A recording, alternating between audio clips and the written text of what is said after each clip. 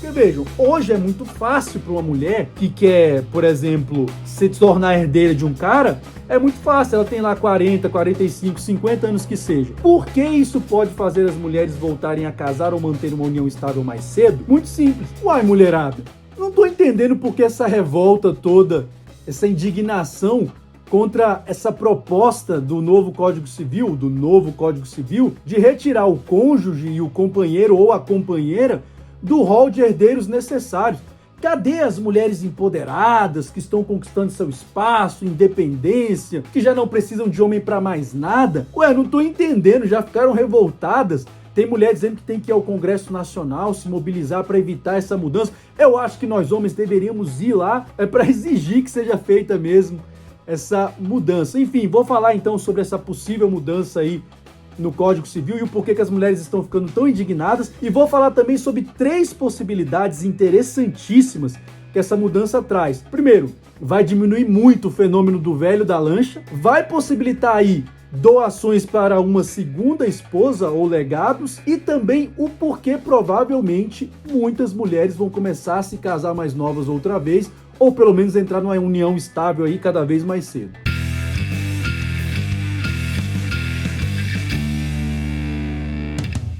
Senhoras e senhores, sejam muito bem-vindos a esse canal, espero que os senhores estejam muito bem. Pois é, rapaz, mulherada tá revoltada, tá dizendo que tem que organizar caravana para Brasília, porque isso é um absurdo, o patriarcado mais uma vez querendo retirar o direito das mulheres. Minha filha, que direito? Quer dizer que a mulher tem direito ao patrimônio de um homem em qualquer circunstância? Vou falar um pouco sobre isso, sobre mais uma contradição, né? Das mulheres empoderadas de um lado e revoltadas porque vão deixar de ser herdeiras, enfim, necessárias. Mas quero, como sempre, convidá-los a conhecer o nosso canal aqui antes, considerar inscrever-se, deixa aqui o seu gostei, se possível, deixa aqui o seu comentário também, compartilha esse vídeo com aquela sua amiga que estava querendo dar o golpe, ou com aquele seu amigo que pode ser que não caia mais no golpe aí no final. Quero lembrá-los também da loja que agora apoia o canal, Mor Semijoias. Semijoias para o cisne negro. E talvez seja o único patrimônio que o cisne negro vai acabar ganhando realmente, se não for um cisne negro, né? Se for um pato pintado de preto ou um ganso aí pintado de preto, provavelmente não vai ter direito a nada. Então, senhores, está sendo aí proposta, né, nesse novo Código Civil. Já fiz alguns vídeos aqui sobre questões do novo Código Civil, mas sempre vão surgindo assuntos novos, né? Porque à medida que o pessoal vai lendo, vai estudando, vai descobrindo novas questões. Confesso que ainda não li o projeto inteiro, deveria ter lido, né, já que eu sou da área, mas enfim, em breve farei isso. Mas eu resolvi fazer esse vídeo aqui porque essa mudança é muito interessante. Nessa proposta agora que tira o companheiro e a companheira, ou o cônjuge, ou seja, vale tanto para o homem como para a mulher, do rol de herdeiros necessários. Mas a mulherada está ficando revoltada com isso. E é interessante também porque, como eu falei, possibilita algumas questões aqui que eu vou falar, são hipóteses, jovens, são hipóteses. Que vai acontecer, vai. Agora, na medida em que isso vai acontecer, ou como isso vai acontecer, na quantidade, eu não sei, mas são hipóteses que eu quero colocar aqui para vocês. Como eu falei, nós podemos estar aí nos aproximando do fim do fenômeno do velho da lancha, da possibilidade de uma segunda esposa na prática, com proteção jurídica, e sobre o porquê que as mulheres, dentro da minha leitura, vão começar a querer, né, vão voltar a querer se casar cedo, ou pelo menos estabelecer uma união estável mais cedo. Mas aí é interessante então, já que eu estou falando sobre herdeiro necessário, essa coisa toda, eu peço até licença aí para os colegas da comunidade jurídica, porque como esse não é um canal que tem esse foco, né, aqui eu falo muito mais sobre espiritualidade, né, à luz do evangelho, agora muito à luz da Torá, como eu falo muito sobre masculinidade, o meu foco aqui não é jurídico, então vocês perdoem aí qualquer atecnia ou qualquer exceção que eu acabar esquecendo aqui. Mas o meu objetivo é me tornar mais acessível, até para que as pessoas entendam as minhas teses do porquê aquelas 3 coisas que eu falei agora, essas 3 situações, vão se tornar mais plausíveis do ponto de vista jurídico. Tá bom? Então vocês perdoem aí e relevem qualquer coisa. Até porque direito das sucessões também nunca foi minha especialidade, mas tudo bem. Então, senhores, eu vou começar explicando para vocês o que é herança. Tá? Eu sei que pode parecer algo muito bobo, mas provavelmente tem gente que não sabe, né? Então eu coloquei aqui, o que é herança? Substantivo feminino. E o que quer dizer, né? É uma definição que eu peguei de um dicionário. O patrimônio incluindo bens, direitos e dívidas deixado por alguém em razão do seu falecimento. Então, herança é basicamente isso. Todo o patrimônio que você vai acumulando ao longo da sua vida, num dado momento, quando você, então, vai encontrar-se com o eterno, é aquilo que o Messias falou. diversas vezes, para a gente não ter apego às riquezas, meu filho, porque elas vão ficar por aqui mesmo. Uma hora você vai e o que você construiu do ponto de vista material fica. Então todo esse patrimônio que você acaba deixando, ele é transmitido aos seus herdeiros. E aí cada sistema jurídico, cada ordenamento jurídico de um país tem uma determinada ordem de sucessão e quem são os herdeiros também. Aqui no Brasil, quem são os herdeiros necessários no atual Código Civil brasileiro? Primeiro, né, o que é herdeiro necessário? Como eu falei, os meus colegas juristas perdoem aí, que eu vou falar dentro de uma linguagem muito acessível. Herdeiros necessários são aquelas pessoas que vão herdar o seu patrimônio de qualquer maneira. Queira você ou não, a não ser que circunstâncias muito graves aconteçam, e eu não vou entrar nesse mérito aqui agora, porque não interessa para o vídeo, essas pessoas necessariamente, pelo menos 50% do seu patrimônio, elas terão direito de herdar. E quem são os herdeiros necessários no Brasil? Está lá no artigo 1845. São herdeiros necessários os descendentes, os ascendentes e o cônjuge. E aqui você pode colocar também o companheiro, porque o Supremo Tribunal Federal já decidiu, né, a jurisprudência, né, sempre avançando mais rápido do que qualquer outro aspecto do ordenamento jurídico, já decidiu que a companheira também herda juntamente da mesma forma que a esposa. Ou o marido, né, o companheiro. Tinha uma certa diferença no Código Civil inicialmente, mas essa diferença desapareceu por essa decisão do Supremo. Enfim, então quem são os herdeiros necessários? Novamente, os descendentes. E quem são os descendentes? Filhos, netos, bisnetos e etc. Quem são os ascendentes? Pais, avós, bisavós, etc. E o cônjuge ou companheiro é a pessoa que está com você ou em um casamento ou em uma união estável. Agora, como eu falei, quando você, então, né, vai encontrar-se com o Eterno, você deixa a sua herança e os seus herdeiros vão herdar a sua herança. Agora, existe uma coisa que se chama ordem de sucessão, ou seja, não é todo mundo que vai herdar a sua herança, né? Seu vizinho não vai herdar, seu melhor amigo não vai herdar, são seus familiares, mas mesmo seus familiares, existe uma ordem que eles vão acabar herdando a sua herança, né? E onde é que está essa ordem lá? Está lá no artigo 1829 do nosso Código Civil. A sucessão legítima, ou seja, aquela que é determinada pela lei, defere-se na ordem seguinte. Aqui eu coloquei só os incisos que nos interessam, tá? Porque depois tem mais dois, mas que não vem ao caso aqui para esse vídeo, até porque existe uma ordem. Inciso primeiro, como é que a herança, então, né, ela defere-se? Aos descendentes, em concorrência com o cônjuge sobrevivente, salvo se casado este com o falecido, no regime da comunhão universal, ou no da separação obrigatória de bens, ou se no regime da comunhão parcial, o autor da herança não houver deixado bens particulares. E o inciso segundo, né, a sucessão legítima defere-se na ordem seguinte, aos ascendentes em concorrência com o cônjuge. Depois eu vou voltar nesse slide, vocês vão entender melhor. Por quê?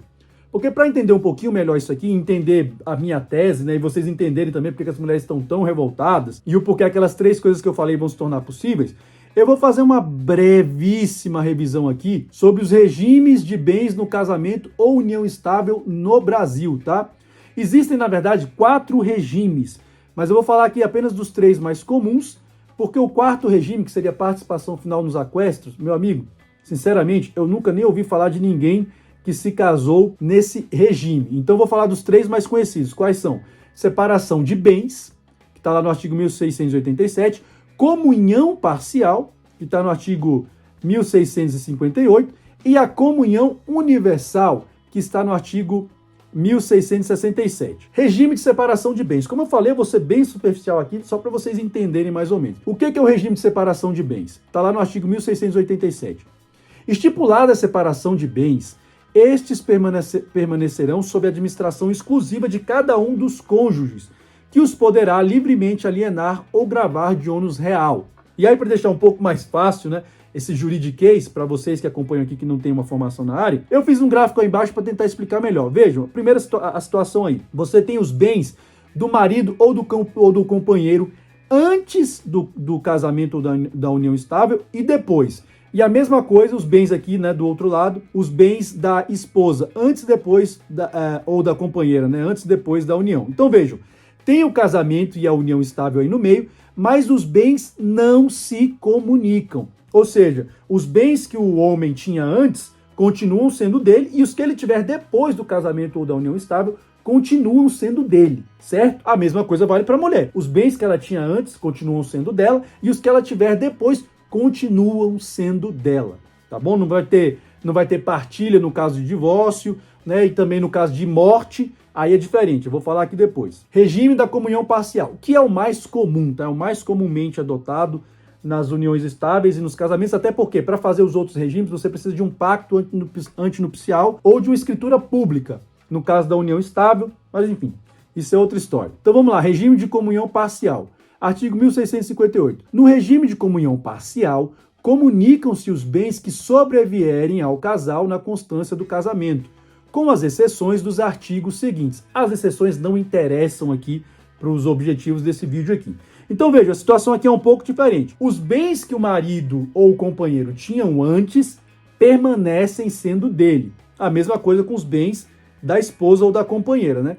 Permanecem sendo dela. Agora, com o casamento ou a união estável, os bens que forem adquiridos no casamento ou na união estável passam a pertencer aos dois. Não interessa se foi comprado só com dinheiro do marido ou com dinheiro da esposa. Ah, a mulher ficava em casa, cuidando dos filhos da casa, e o marido trabalhava, e as coisas foram compradas com o dinheiro dele. E aí tem cara que se indigna com isso depois, que tem que fazer a partilha no caso do divórcio. Não, meu filho, é um problema do homem. Se o homem escolheu esse projeto, ele tem que arcar com as consequências. Porque a mulher dele poderia estar trabalhando, mas ele preferiu que ela ficasse em casa cuidando dos filhos da casa. Eu não acho nem um pouco ilegítimo que depois, mesmo que tenham sido adquiridos os bens só com o dinheiro dele, sejam partilhados. Porque são os bens que são partilhados, os bens que são partilhados são os adquiridos durante a constância do casamento ou da união estável. Os bens que ele tinha antes não vão ser partilhados no caso de um divórcio, tá? A mesma coisa os bens da mulher. No caso do divórcio, os bens que ela tinha antes não serão ali objeto de partilha. Agora veja, isso aqui eu estou falando no caso de divórcio, porque no caso de morte é diferente, eu vou falar depois. Eu vou voltar lá no artigo, vocês vão entender. E por fim, nós temos o regime de comunhão universal, que inclusive foi o que o Tiago Nigro casou lá com a... Esqueci o nome daquela mulher, meu Deus, agora. Enfim, aquela mulher que era lá do BBB, não vou lembrar o nome dela, Mayara Cardi, acho que é isso. Enfim, posso ter falado o nome errado da mulher. E o que é esse regime de comunhão universal? Que hoje em dia é praticamente um suicídio patrimonial, tanto para o homem quanto para a mulher, verdade seja dita, que tem um patrimônio muito grande e entra num casamento ou numa união estável. Em tese, tá, seria o regime ideal do ponto de vista filosófico do que é um casamento. Mas hoje em dia, meu filho, é um suicídio jurídico na maioria dos casos. Então veja, o que é o regime da comunhão universal? Está lá no artigo 1667.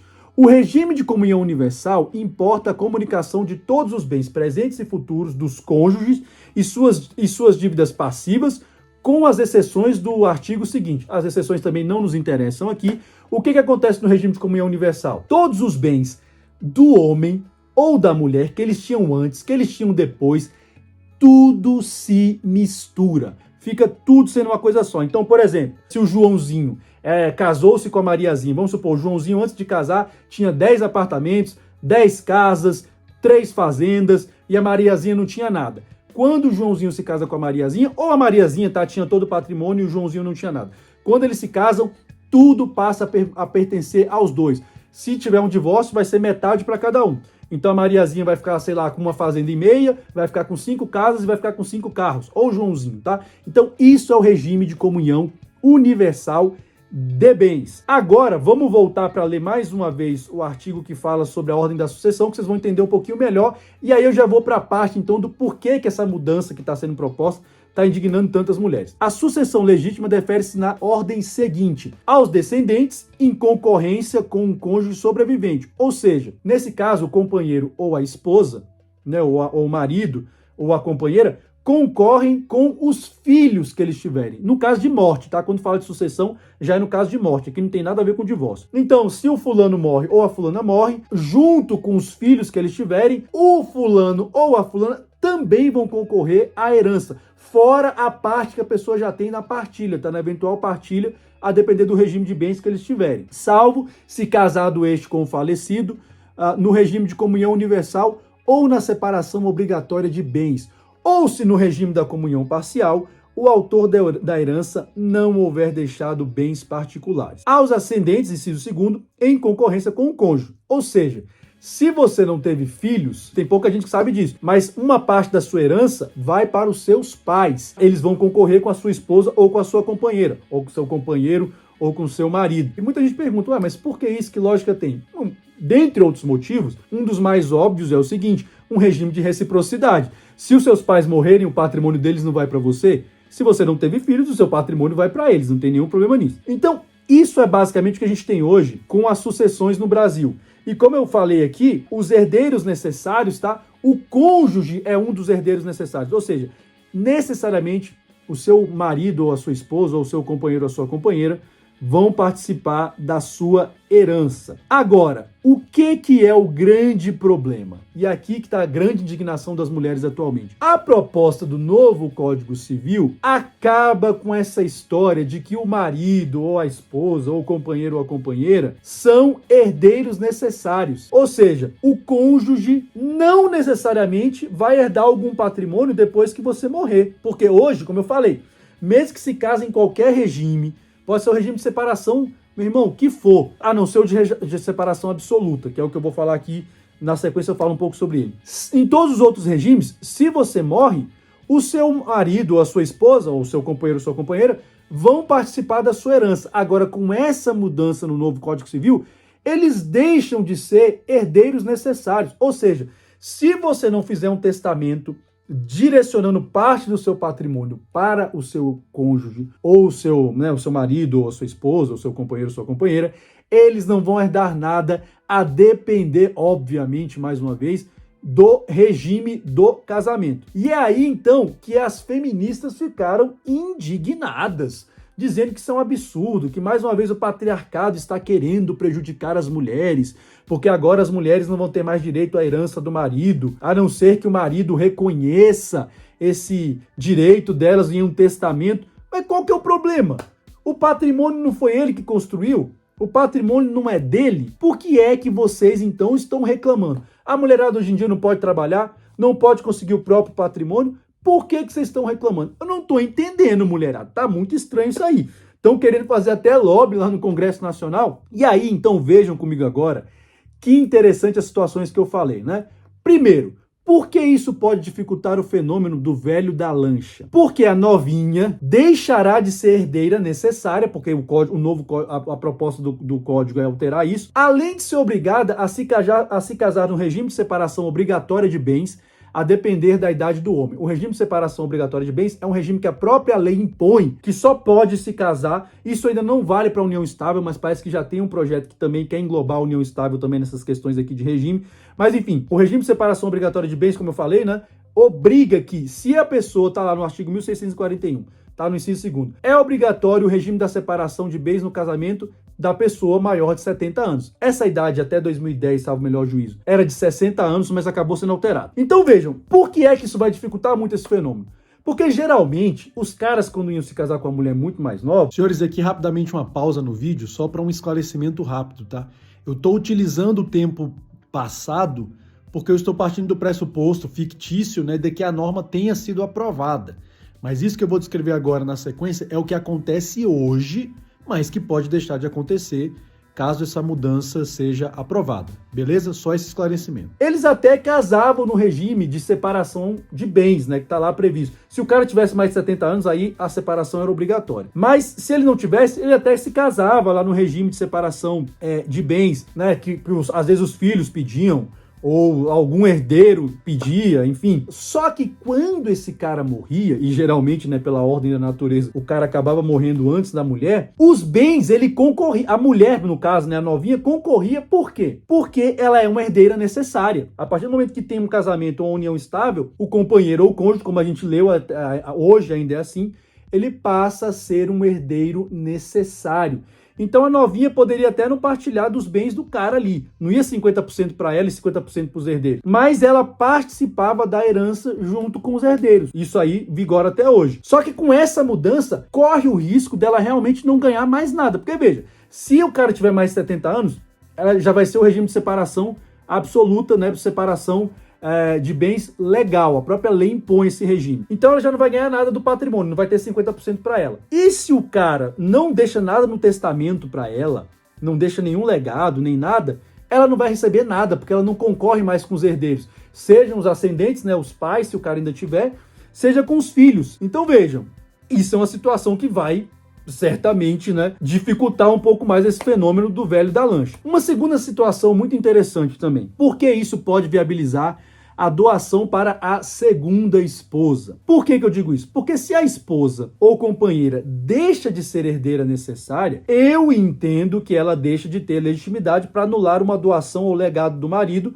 ou do companheiro, né, pela via judicial. Porque como é que funciona hoje? Cara, hoje em dia é o seguinte, se o cara tem uma amante, né, como a gente já viu aí, caso de amante, que o cara praticamente tem uma família, se bem que no caso de ter família é um pouco diferente, então vou deixar de lado. Mas no caso do cara que tem uma amante aí durante muito tempo, e ele sente que está chegando perto de morrer, às vezes o cara quer fazer uma doação para a mulher, o cara quer deixar um legado, porque era praticamente uma esposa que ele tinha, mas graças à nossa, né, hipocrisia da monogamia compulsória no nosso ordenamento jurídico, o cara só pode ter uma esposa no sentido legal. Então, se, por exemplo, ele fazia uma doação para essa mulher, e a esposa legítima, né, no ponto de vista jurídico, descobria, ela podia anular, porque ela é uma herdeira necessária. Ou seja, se o cara morrer, aquele bem poderia ser partilhado por ela também, junto com os outros herdeiros. Agora, a partir do momento que ela deixa de ser uma herdeira necessária, já não faz mais nenhum sentido ela querer anular um legado que o cara deixa no testamento, ou colocar a mulher que seja como uma herdeira num testamento,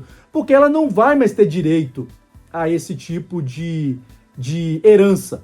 Então, nesse caso, o cara poderia sim dividir o patrimônio dele entre a esposa legítima, claro, né? Viveu a vida toda com ele, e poderia deixar um legado, algo que é significativo também, para a segunda esposa dele, né? O que hoje é impossível, porque se você realmente, a jurisprudência é firme, no sentido de que a amante não pode ser herdeira, né? A amante não é herdeira necessária, nem muito menos pode ser herdeira legatária, nem, enfim, ela não pode receber nada, nem pensão, segundo o nosso Supremo Tribunal Federal, a amante pode receber. O que pode vir a mudar se essa questão do Código Civil for aprovada, né? E por fim, e esse é um fenômeno muito interessante também, que é a questão de por que isso pode fazer as mulheres voltarem a casar ou manter uma união estável mais cedo? Muito simples, porque vejam, hoje é muito fácil para uma mulher que quer, por exemplo, se tornar herdeira de um cara, é muito fácil, ela tem lá 40, 45, 50 anos que seja, porque essa será a única maneira segura de uma mulher construir um patrimônio passível de herança ou partilha no caso de divórcio, a não ser que o homem aceite se casar num regime de comunhão universal. Então assim, tudo isso que eu tô falando aqui, é claro que pode ser relativizado, meus filhos. Se o sujeito decide casar, o velho da lancha que seja, decide se casar com a novinha no regime de comunhão universal. Vamos supor que ele tenha 68 anos. Aí, meu filho, a casa caiu para os herdeiros. Metade dos bens dele já serão dessa mulher. Ponto final, não vai ter o que discutir. Ela não vai participar da outra metade da herança, né? Porque é o regime de comunhão universal, mas acabou. Da mesma forma, o cara pode deixar para ela lá no legado, né? No testamento, um legado, ou constituí-la como herdeira dos outros 50% também. Isso é possível. Então é óbvio que a mulher, né, que quiser enganar o cara, né, a novinha lá que quiser passar a perna no cara, vai exigir que ele ou se case no regime de comunhão universal, e vai ter gado que vai fazer isso, ou que ele a estabeleça em um testamento com algum legado, ou como herdeira dos outros 50%. Isso também é possível, tá? Só que, no modo geral, os caras a gente sabe que não vão ser tão otários. A gente espera que não seja, né? Espera que não seja. A gente espera que a Red Pill esteja produzindo algum fruto. Então veja, se a mulher realmente quiser entrar num relacionamento onde no futuro ela terá direito a uma partilha de bens, num caso de um eventual divórcio, ou de participar de uma herança efetiva, no caso de morte do cônjuge, ela vai ter que se casar mais nova, porque ela vai começar a ter que construir isso mais cedo. Porque vejam, hoje é muito fácil para uma mulher que quer, por exemplo, se tornar herdeira de um cara, é muito fácil, ela tem lá 40, 45, 50 anos que seja. Ela se casa com um cara, não contribuiu em nada com o patrimônio que ele construiu, e mesmo que ele se case no regime de separação de bens, quando o cara morrer, ela vai ter direito a participar como herdeira, ou seja, pelo menos da herança dele, parte ela vai ganhar. O que vai mudar agora, se essa aprovação, então, do novo Código Civil, do Código Civil, a gente chama de novo Código Civil porque ele altera tanta coisa que tem gente chamando de novo Código Civil, mas não é o novo Código Civil, altera o atual Código Civil. Então vejam, a mulher vai ter que começar a pensar se casar mais nova de novo, ou a começar uma união estável mais nova, porque senão não vai mais ter como dar o golpe, vai ficar muito mais difícil passar a perna no sujeito, porque, como eu falei, se ela quiser construir um patrimônio ali, mesmo que seja, né, numa comunhão parcial de bens, que é o regime mais razoável hoje em dia, né, verdade seja dita, ela vai ter que começar muito nova ali, para que aquele patrimônio que o cara construa, ela também faça parte, porque se ela já chegar muito tarde, ela corre o risco de realmente ficar chupando o dedo e vai ficar indignada, mas não tem absolutamente nada que possa ser feito. Então, senhores, isso aí está gerando uma indignação muito grande nas mulheres, como eu falei, muita mulher blasfemando, muita mulher reclamando, mas, senhores, fazer o quê, né? Como eu sempre falo aqui nesse canal, o movimento de uma única peça pode definir um jogo inteiro, né? Então, mulherada, mais do que nunca agora, se isso for aprovado, o movimento de uma única peça pode definir o jogo inteiro. Até a próxima e que o Eterno nos dê sabedoria.